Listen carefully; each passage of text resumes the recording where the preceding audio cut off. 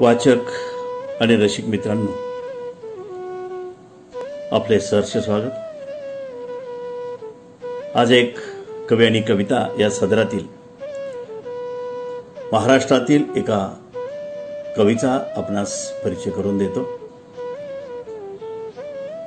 कवी आणि कविता या सदराचा आज शुभारंभ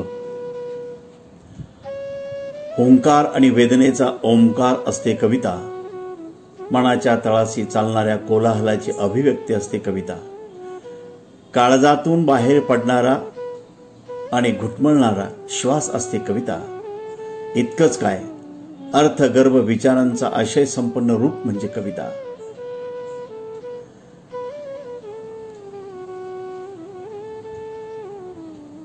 वेदनेची जखम असते कविता।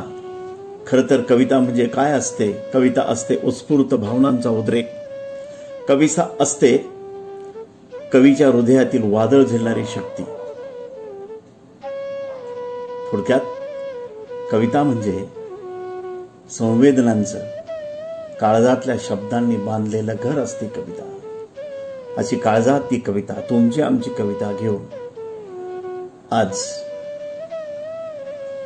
नाशिक जिल्ह्यातील निफाड तालुक्यातील लासलगाव या एका खेड्यातला शेती मातीत राबणारा, काबाड कष्ट करणारा कवी म्हणजे प्रकाश होळकर। 1997 साली त्यांचे कोरडे नक्षत्र हा कविता संग्रह प्रकाशित झाला। रत्नागिरीच्या साहित्य संमेलनातून प्रकाश होळकर हे सर्वप्रथम महाराष्ट्रात आपल्या कवितेच्या रूपाने पोहोचले। प्रकाश होळकरांची कविता गोवा, गुलबर्गा, नागपूर, कोल्हापूर, औरंगाबाद आणि नाशिक येथील मुक्त विद्यापीठात त्याचा समावेश अभ्यासक्रमात करण्यात आला आहे। रूपगंधाचे गारुड हे निसर्गकवी नादो महानोर यांच्या निवडक पत्रांचे संपादन त्यांनी केले। त्यांचा आगामी काव्यसंग्रह मृगाच्या कविता पॉप्युलर प्रकाशनाच्या वतीनं प्रकाशनाच्या वाटेवर आहे।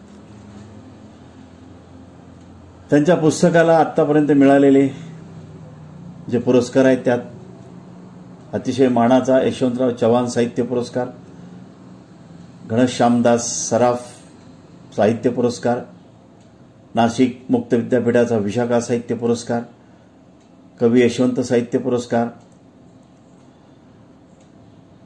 प्रवरानगर येथील विखे पाटील फाउंडेशनचा पद्मश्री विखे पाटील पुरस्कार, सावंतवाडी येथील कविवर्य वसंत सावंत पुरस्कार, अन्वय राज्य साहित्य पुरस्कार, कविवर्य नादो महानोर साहित्य पुरस्कार, अशा इतर अनेक पुरस्कारांनी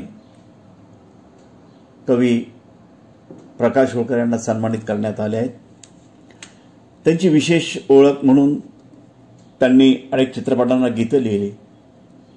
त्यात प्रामुख्याने सर्जा राजा, कामधेनू, गोष्ट डोंगरा एवढी, चिनू, जागर, टपाल, टिंग्या, धूळमाती, बाबू बेंडबाजा, प्रियतमा, पिंकी एक सत्यकथा आदी चित्रपटात त्यांची गाणी आहेत। सर्जा राजा, टिंग्या, टपाल, गोष्ट डोंगरा एवढी, बाबू बेंडबाजा या चित्रपटांच्या गीत लेखनाचे त्यांना 4 वेळा गदी माडगुळकर राज्य पुरस्कार प्राप्त झाला आहे। त्याचबरोबर चित्रमहर्षी बाबूराव पेंटर सन्मान चिन्ह त्यांना मिळाले आहेत।